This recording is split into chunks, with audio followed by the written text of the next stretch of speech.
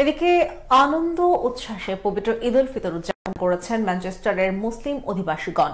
সেখানকার ঈদ উদযাপনের খবর জানাচ্ছেন সহকর্মী আমিনুল হক ওয়েস। রহমত, মাগফিরাত ও নাজাতের মাস রমজানের সিয়াম সাধনা শেষে শাওয়াল মাসের এক ফালে উদিত চাঁদ নিয়ে আসে পরম আনন্দ ও খুশির ঈদের আগমনী বার্তা। বিশ্বের মুসলমানদের অন্যতম প্রধান ধর্মীয় উৎসব পবিত্র ঈদ উল ফিতর।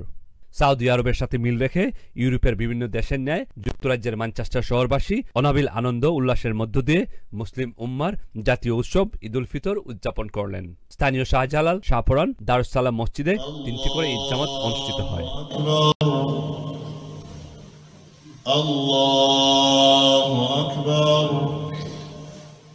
এদিকে স্থানীয় প্লাটফিল্ড পার্কে ইউরোপের ৩য় বৃহত্তম ঈদ জামাত অনুষ্ঠিত হয়।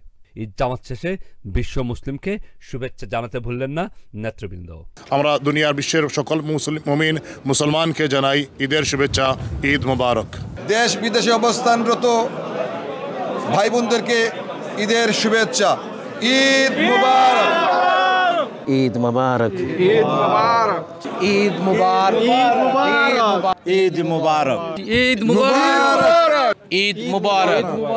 আনন্দ ভ্রাতৃত্ব মিলনের এই দিনে বিশ্ব মুসলমানদের প্রতি শান্তি বর্ষিত হোক। গ্রেটার ম্যানচেস্টার শাহজালাল মসজিদ প্রাঙ্গণ থেকে আমিনুল হক ওয়েস, ATN বাংলা।